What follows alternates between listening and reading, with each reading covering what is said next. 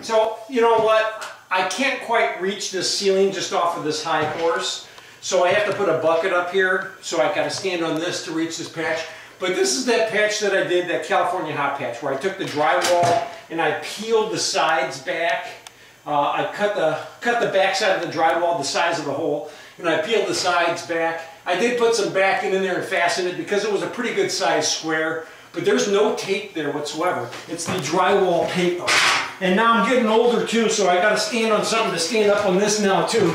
I used to be able to walk up on this, but it's a drag getting old. All right, so now I'm going to put a skim coat on this. I dusted it down already with a piece of sandpaper, and now I'm just going to put a skim coat. But I have no blisters on this. There's no tape on here whatsoever. This was a big hole like this. I cut the back side of the drywall. I left the paper flange all the way around like that, and I mudded it up, put it in place, screwed it down, wiped it down, put one coat on it, and now I'm going to put a skim coat on it. This is all ready for a skim coat. So that's what I'm doing with this, is I'm going to put a skim coat on this real quick. And again, I always flare it out just a little bit farther than I had it the first time, an inch or two farther than I had it the first time. And then I like to flare my edge. So I like to just flare this edge in. So I'm going to flare that edge all the way around, flare that in like that. And now I can wipe this tight. Oops, didn't quite cover it.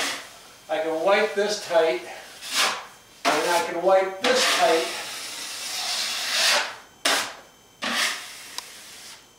And if the camera can zoom in, you're going to see I have some blow holes right here.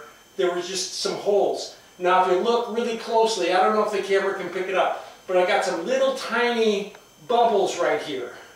Leave it. Just leave it go.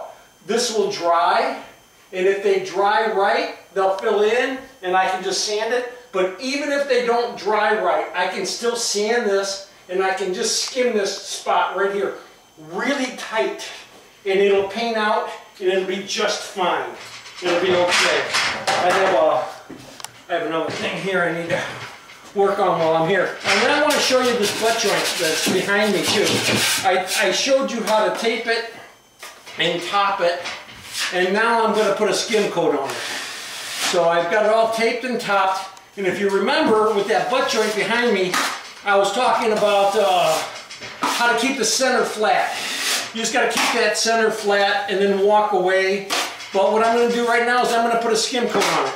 I told you too the last time I was talking to you about that butt joint, I don't use a 12-inch knife, I use a 10-inch knife. And quite honestly, I've never seen a reason to use a 12-inch knife in a number of years.